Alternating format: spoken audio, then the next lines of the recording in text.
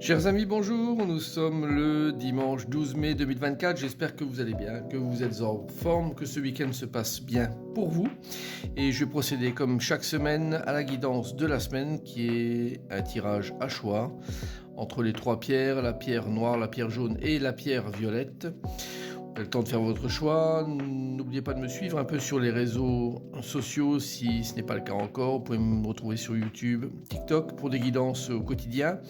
Sur Facebook bien sûr, et puis également suivre un petit peu ce que je fais au niveau de l'activité elle-même sur le site www.tarologiecoaching.com. Voilà, donc ce tirage il a été effectué avec le tarot de Marseille, l'oracle de l'intégration et la sagesse d'Avalon.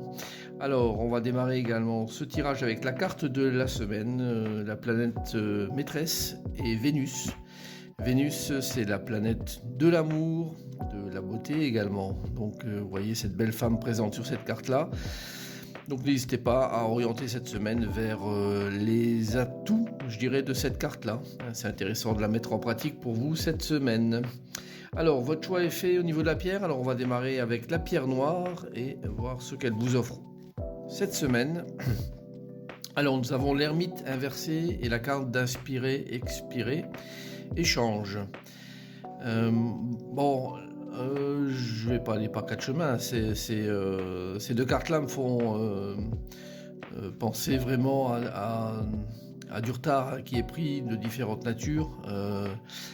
Donc l'idée de forcer les choses cette semaine, ça n'est absolument pas une bonne idée. Vous qui avez pris cette pierre noire,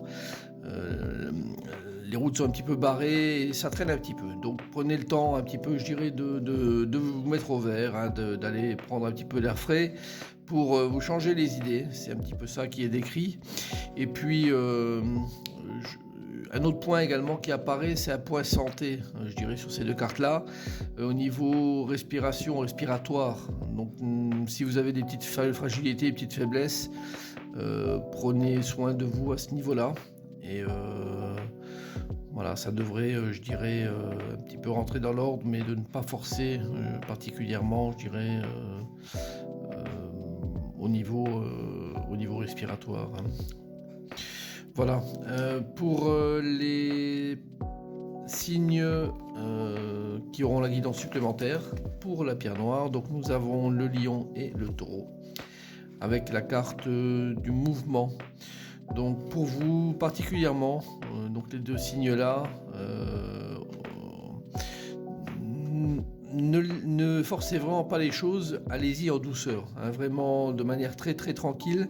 Cette carte du mouvement, c'est une carte qui est très douce, qui vous demande de ne pas forcer, du tout, et de rester sur une activité qui serait un petit peu au ralenti, de ne pas s'arrêter, mais de faire vraiment les choses en douceur et en calme. Donc vous êtes particulièrement visés, vous taureau et lion, si vous avez choisi cette pierre, de veiller un petit peu, et surtout au niveau santé, j'ai la sensation. Donc vous devriez mettre un petit peu à holà cette semaine. Alors pour la pierre jaune, nous avons la carte de la force inversée, se divertir, plaisir. Bon, alors pour vous qui avez choisi cette pierre, même chose, à la force elle perd de l'énergie. Est-ce qu'elle a trop donné ces derniers temps? Est-ce qu'elle est aigrie ou énervée à cause de certaines choses qui la perturbent?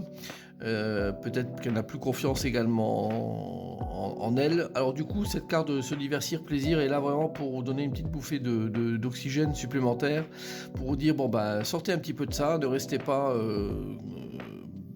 je dirais figé sur cette mauvaise carte inversée de la force, qui enlève toute l'énergie. Au contraire, d'aller vous recharger un petit peu et de lâcher un petit peu prise sur la situation actuelle pour justement recharger ses batteries au travers de plaisirs simples. Se divertir, plaisir, c'est vraiment la carte par excellence pour lâcher les choses qui sont un petit peu compliquées et s'orienter vers, ne serait-ce que temporairement, vers des choses plus légères, qui nous plaisent et qui nous font voir le moment présent sous un autre angle. Donc n'hésitez pas à aller vers cette direction-là, vous qui avez pris la pierre jaune. Alors, les deux signes concernés par une guidance supplémentaire sont le Scorpion et le Capricorne.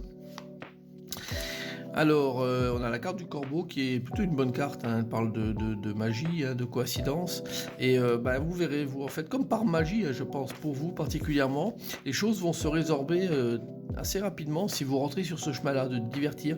Est-ce que c'est une clé directe, le fait de lâcher prise sur quelque chose qui est perturbant, et de se dire, bah tiens, je vais aller faire autre chose, je vais aller me changer les idées, et hop, comme par magie, les choses peuvent se débloquer. Donc soit par un fait extérieur, ce qui semble être le cas, soit de votre propre fait, mais en tout cas, pour vous, Capricorne et Scorpion, c'est très très recommandé. La carte là du corbeau va vous montrer que finalement, les choses n'arrivent pas que par pur hasard. Alors, la pierre violette. Pierre violette, nous avons la lune inversée. 3 cartes inversées cette semaine. La semaine dernière, c'était 3 cartes à l'endroit. Alors, 3 cartes inversées avec la lune inversée et la joie et la quiétude. Alors, la lune inversée, c'est un petit peu la nostalgie, un petit peu le renfermement au niveau des sentiments, au niveau des émotions. Mais finalement, est-ce que c'est si grave que ça? Parce que la carte de la joie et de la quiétude vous annonce quand même que vous voyez peut-être les choses d'une manière un peu plus dramatique que ça ne l'est. N'allez pas dans cette direction de vous morfondre. La lune inversée, c'est jamais une carte agréable, ça dure que quelques jours. Mais quand on est concerné par cette carte, on a un petit peu le moral à l'envers. Et pourtant, la carte de la joie vous dit d'aller dans cette direction-là, parce que c'est ce que vous vivez réellement. Donc même s'il y a des petits désagréments, passez outre, hein, vous verrez que finalement la situation n'est pas si mauvaise que ça, et de profiter des choses également, hein. Alors, vous qui êtes du signe du Verseau et de la Vierge, nous avons la carte du serpent qui est une excellente carte de guérison. On parle de guérison, la connaissance aussi, mais c'est surtout donc le fait de sortir d'une situation qui au niveau santé physique ou psychologique est annoncé. Donc on sort de ça et puis on se guérit. Donc n'hésitez pas, vous qui êtes Verseau et Vierge, à abonder de toute façon dans cette notion de joie qui apparaît sur cette carte, et de profiter de tous ces instants-là. Vous verrez que très très vite vous allez sortir de cette petite phase nostalgique, voire un petit peu déprimante, on va dire, hein.